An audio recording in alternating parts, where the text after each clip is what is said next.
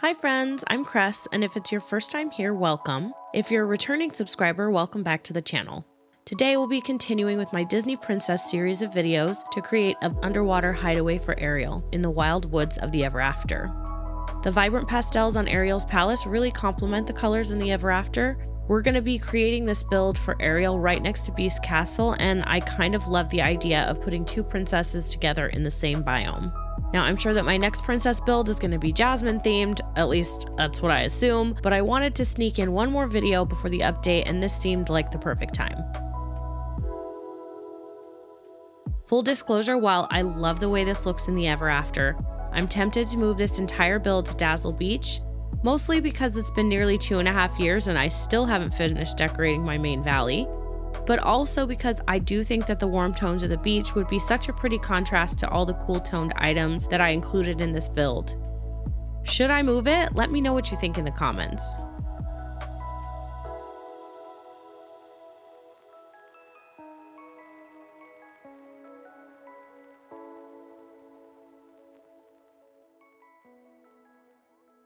Whether you're here for a cozy background video while you're working on your own valley, or whether you're looking for inspo, please consider liking and subscribing for more speed builds and tours, tips and tricks, and touch of magic tutorials. If you've already subscribed, thank you so much. So first we'll start off with the pathing. While my initial plan was to use the gravel pathing for this build, as it's kind of a way to mimic the ocean floor, the gem and opal road with the border ended up being a more regal choice, which actually works really well with the exterior of Ariel's castle. So we're going to put this down in kind of a fun, unique pattern. We're going to pull the pathing all the way out to create a kind of grand entrance into this little hideaway we're creating. Now for the centerpiece, since this is at an angle and because honestly this is a pretty small space, I don't have room to get too elaborate with the pathing design here, but we're gonna cut out a pretty pattern and then add the gold and opal road with the border to kind of add a contrast and some visual interest. And because this is meant to look as if it's underwater, I don't want to use a flowing fountain, so this seaside village fountain that comes with the seaside bundle is actually perfect for this build. We're going to use a lot of the Moana themed items for this build. The colors really match well with the Ever After, and especially at twilight and nighttime, these items will really make this build pop because of course they light up, which I love. So we'll frame out the entrance to the castle with these small fern corals. And since we're in this menu, I'm just going to go ahead and pull out all the items from this collection that we're probably going to use. I don't usually do this for my builds. I mostly just kind of take things from different collections, but since we're almost exclusively sticking to Moana and Little Mermaid themed items for this build, it just kind of makes sense to throw them all out there so I can grab them as needed. This blue fairy tale tree is such a pretty and versatile item. It really looks gorgeous in the Frosted Heights, but I think it's honestly perfect for Ariel's palace too. So we're going to add one on both sides to add a little height and frame out the palace entrance. If you've watched any of my previous speed builds, then you'll know that I use these pink toadstools in almost all of my builds, and this one is not going to be an exception. The pink and purple match perfectly with the biome, and their ethereal glow is going to make nighttime shots of this build so beautiful. So we'll put those on both sides of this entrance here. Next, we'll add some Little Mermaid items. These coral lounges are great to line the edges of this build. I love that the coral on the bottom of these glows no matter what time of day it is.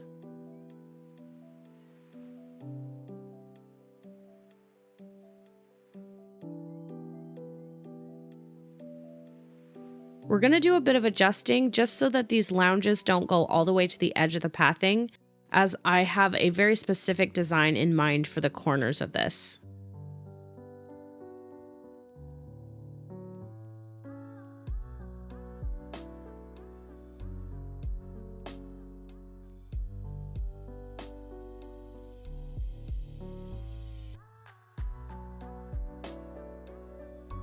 I want to enclose the entire courtyard with these bioluminescent palms, as they're going to add to that hideaway feel. So we'll put a couple of these in the corners. Now, if you've watched any of my previous speed builds, you know that I don't usually go in much for symmetry. I generally prefer a nice visual balance to exact mirroring, but for this build, we're going to be leaning very heavily into a symmetrical look. Honestly, it just feels like a royal courtyard should have that symmetry. For foliage, as you can see, we're going to be sticking to a very cool pastel-y color palette. Lots of pinks, blues, purples. So we'll use these pretty purple spiral mushrooms that totally look pink, but whatever, the menu says purple, for the corners and frame them out with the pink toadstools going in at an angle behind. Then we'll add these blue fiddleheads. I love these little foliage items. They're so great because they're only one space, but their footprint looks like it's much larger than that. And I like the way that it kind of looks like they're popping up out of a pile of blue ocean floor sand. Before we start on the front part of the build, we're going to fill in the centerpiece. While I want it to feel like the ocean floor, I don't want it to feel too cluttered. So we'll use these purple undersea seats in the corners here, and then we'll add some coral on either side to balance it out. To finish up the other two sides of the courtyard, we're going to use these coral lounges and the bioluminescent palms. I really like these lounges because they're a large enough item that you only need to use 2 of them to enclose an entire side. Unfortunately, most of my builds are not switch friendly. I tend to go pretty heavy on the clutter, but I feel like this one is actually minimal enough that all of our switch players could recreate it in their own valleys and it wouldn't kill their item count.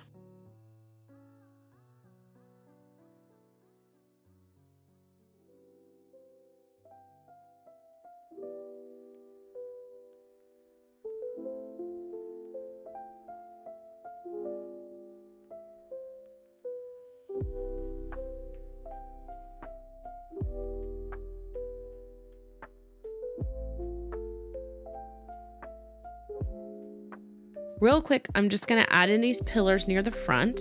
One of my favorite things to do with my builds is to create different layers of visual interest.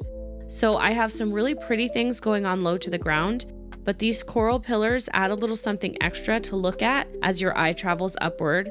And of course, that goes along with the palms and the blue fairy tale trees. Now we can work on the entrance. I'm going to use a few of these sea snail shells. Once again, this is one of those items that's just so pretty all the time, but it honestly really pops when they light up at night. So we're going to put one on either side and probably a few more down the path.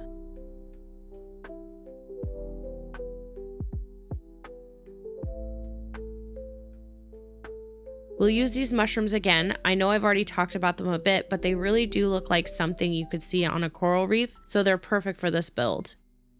I knew I wanted to use these blue pearly lamps as well.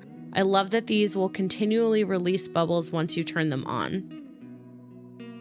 Again, we want this to feel like the ocean, but not too cluttered, so we're just going to add a few items along this path here.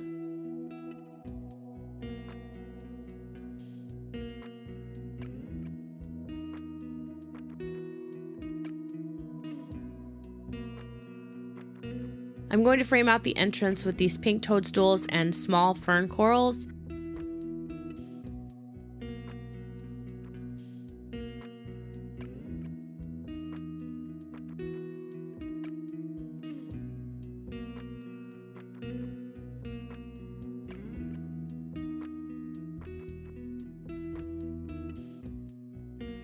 Next, let's add a few Forgotten Lands rocks. I feel like these are a really pretty and unique color for this build.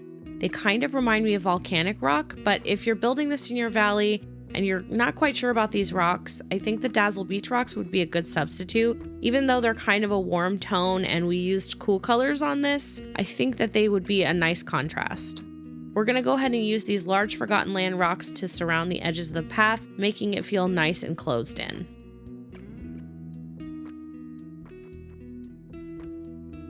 These giant purple mushrooms are a must. Pretty much from the moment I saw these in the furniture menu, as soon as we got Storybook Vale, I knew I was gonna have to use them in decorating Ariel's palace.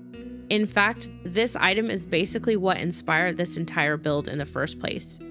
I don't know why, but they're honestly just a perfect underwater looking item in my mind, and even more at sunset and nighttime when they give off that neon glow. So I'll put them on both sides of the entrance here.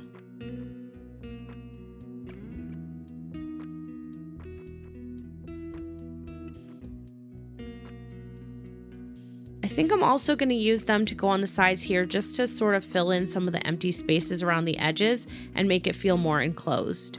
I'll leave the rest of the space open for now, but I'm probably going to eventually go in and fill in all the other space around with rocks and a few other items, maybe the pillars or more of the pearly lamps, just to kind of extend this under the sea look. This won't make much of a difference at the moment as I'm building in daytime light, but these blue lampposts are going to do a lot to create a sort of hazy underwater feel to the entire build.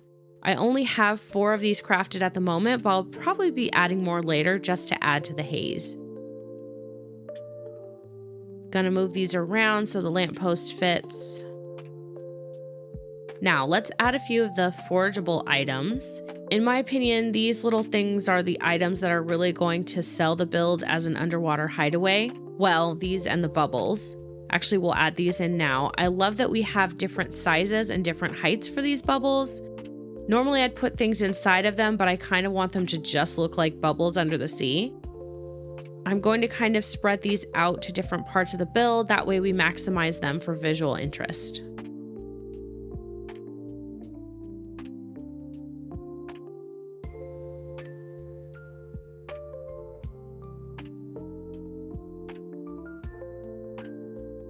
I'm just going to sort of strategically place the moss in different spots all around the build. Not really any semblance of order, just kind of whatever looks pretty at eye level.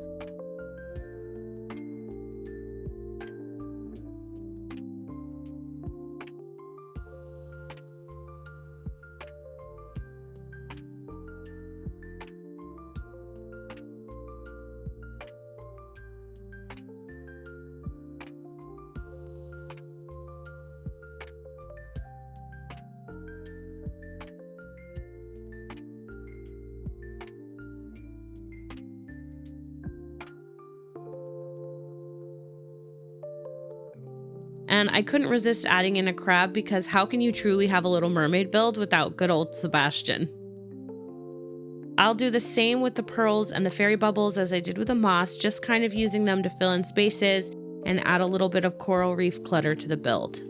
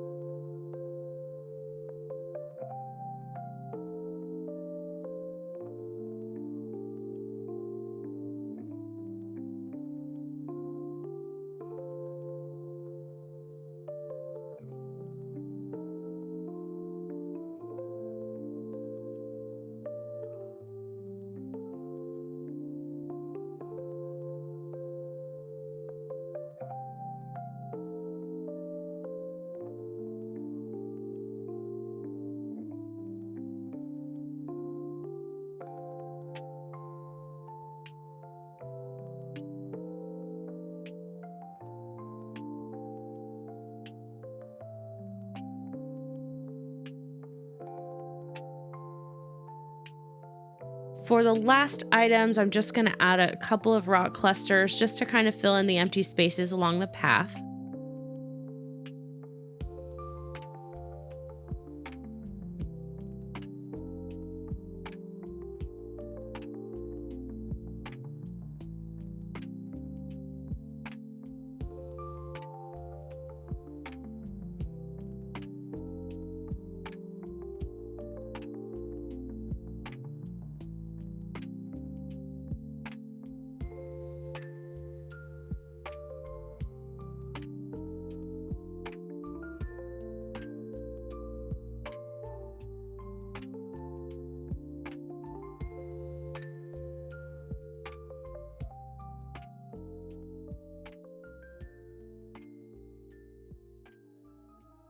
Just a couple more adjustments and this build is finished.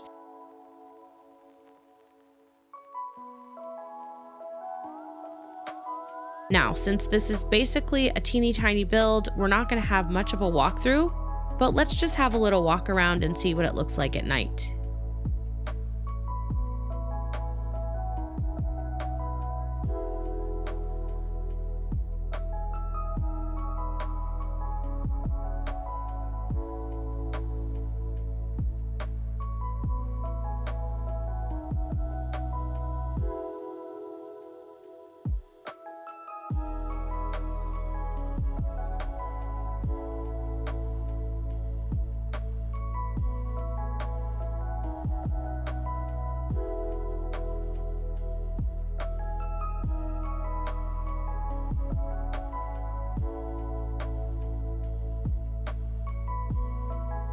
And now I want to thank all of my amazing subscribers for your views, likes, and comments. We have officially reached 3,000 subscribers, and honestly, I can hardly believe it. Thank you so much for helping the channel meet this milestone. An extra special thanks to our channel members. Thank you so much for supporting the channel. It truly means the world to me. If you've enjoyed this video and you haven't subscribed yet, please consider clicking that subscribe button. Thanks friends, and I'll see you in the next video.